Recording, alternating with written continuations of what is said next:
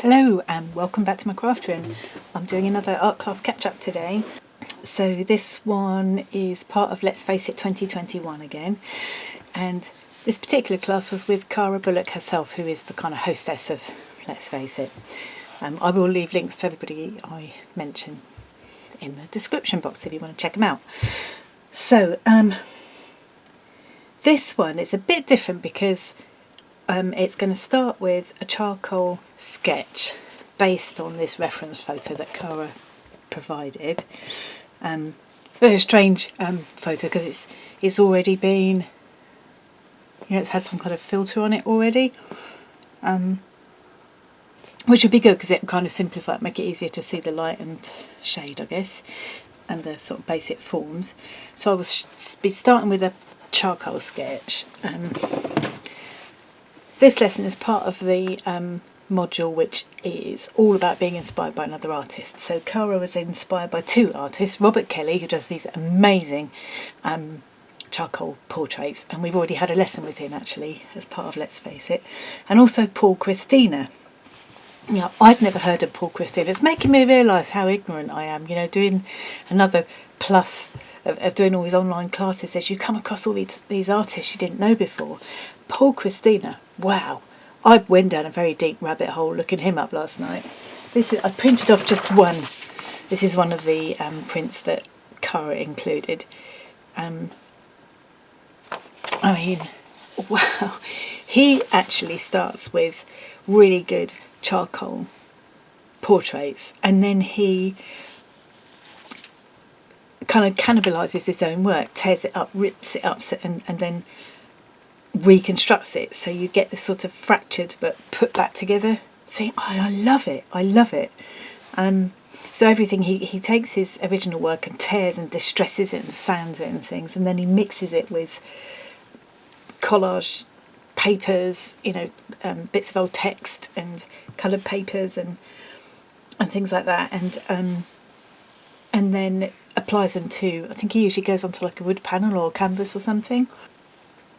He uses paints as well, acrylics and oils, and I mean in this example he's using this kind of sepia colours and this sort of turquoise blue. I love that combination. But he also there were a lot where he'd used like muted tones of orange and pink and blue, which I loved against the black and white kind of charcoal. Oh, I was just absolutely bowled away with his work. Another thing he does is scratch into the paint, and he does a lot of kind of tearing things away, scratching things away to reveal the layers underneath. He uses ink dots as well, and red string. Red string seems to be a thing he used quite a lot.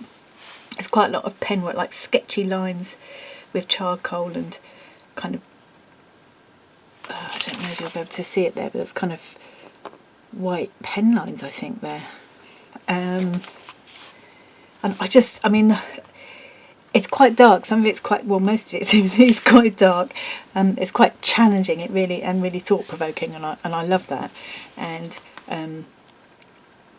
there's a lot of, it's all kind of life and death, and there's a lot of ritual and kind of religious iconography, kind of common themes running through. I just loved the whole thing.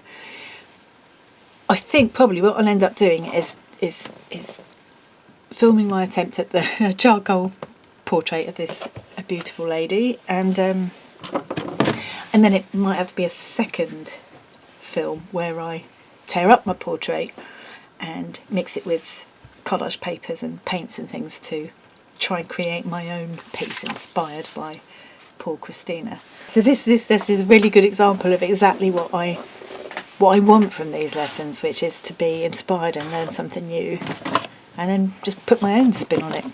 I'm going to set things up here so I can see my reference photo. It's not ideal really to be working with this on the flat, but I haven't yet worked out a way of rigging up my camera so that it'll work if I took it up. And I've broken my tabletop easel. Here I go. So quite simple for this charcoal part. I've got some little sticks of just willow charcoal, which will give me a relatively light line which will kind of rub off more easily.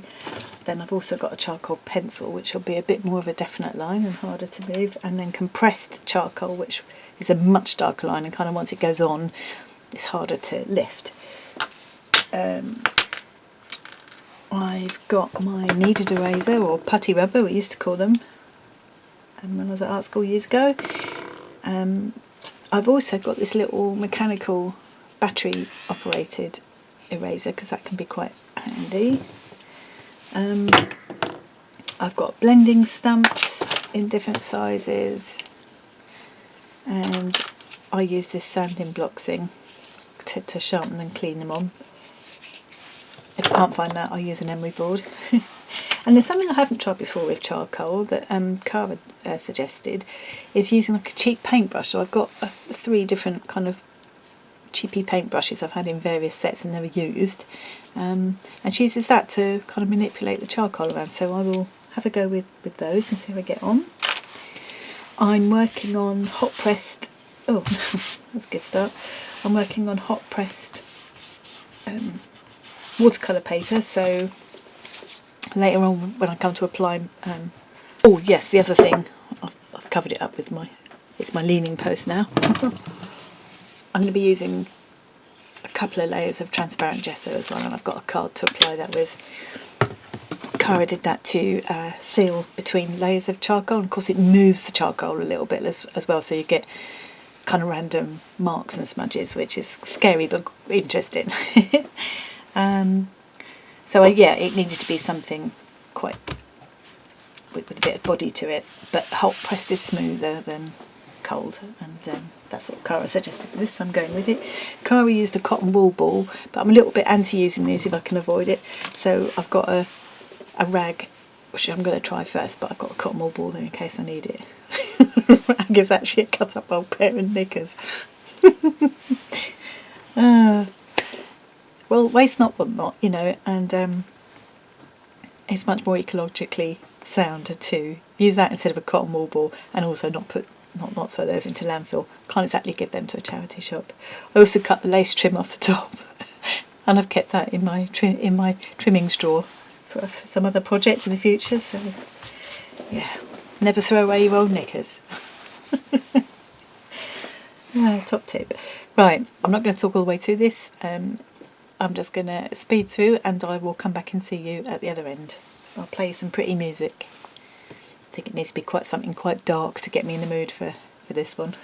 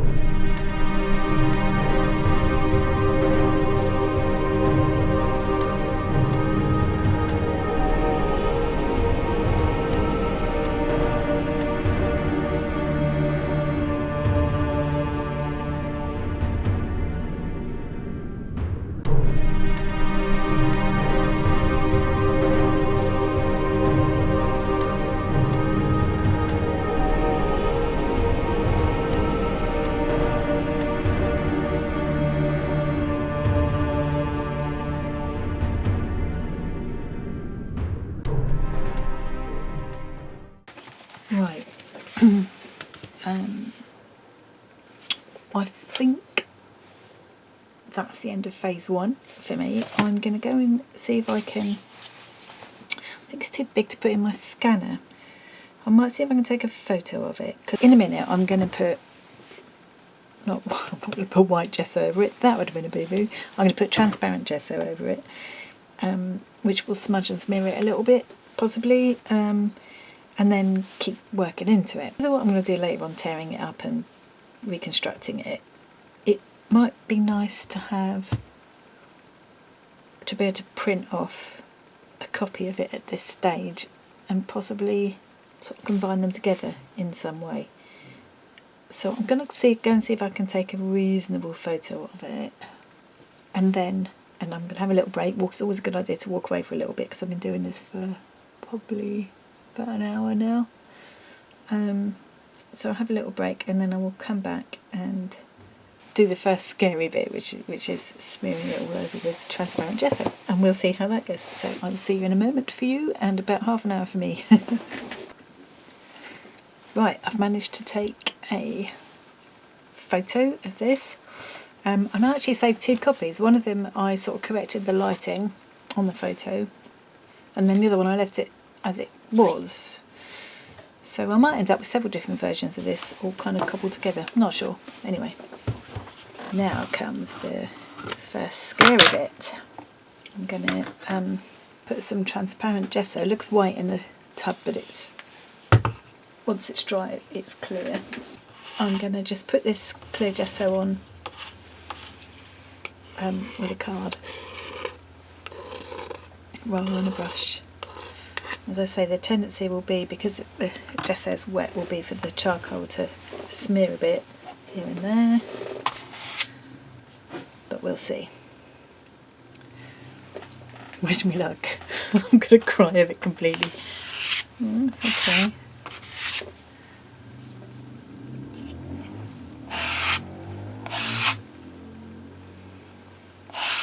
And because this seals in what's underneath, I made sure that I've got the areas, the highlighted areas, that they're sort of as white as I want them to be before I put this on, because otherwise I'm not going to be able to change it.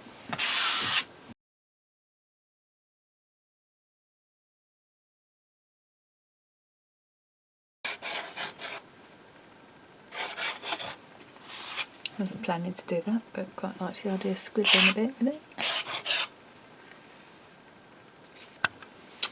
Right, I've gone away for half an hour and left this to be completely dry. For some reason, it's not dried completely clear, like here and these lines here you can see. I've never had that happen before. I don't know if it's because maybe because I tried to dry it too fast using the heat gun. It's still sort of dry on the surface but can't dry underneath or something. I'm just going to carry on regardless, and I'm now going back with another layer of charcoal to sort of make everything, deepen all the shadows and refine some of the details.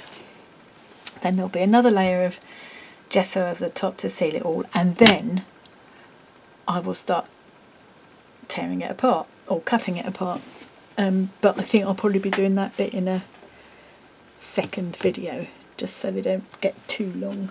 So here we go, I'll stop talking again and crack on.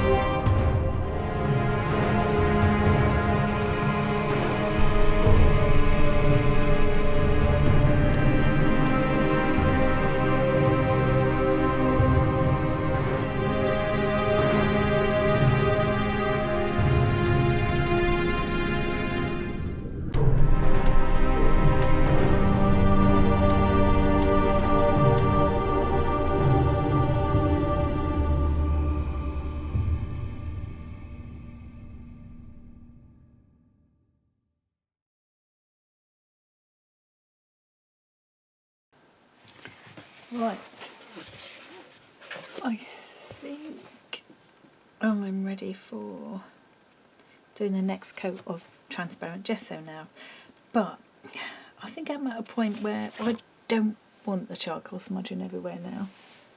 I'm going to just take it outside, give it a quick spray of fixative before I put the transparent gesso on. I think I will still go with the gesso because I'll get more texture out of that. I'm torn because sometimes, in some ways, I feel I should just splurge the gesso on and see what happens. And I do like some of the stuff that happened around here. I love some of the texture it's created here and that line that's kind of, you know. But I think I can still get that without risking just like losing all of my highlights and stuff now, not being able to get them back. So that's what I'm going to do. Right, she's been outside, had a bit of a fixative spray and is now ready for the last coat of transparent gesso. Oh, managed to put that smack down in there. This probably won't have got all of it, it'll probably still move a little bit, yeah. But I'm hoping, oh God, fingers crossed, I'll be really upset if I lose it now.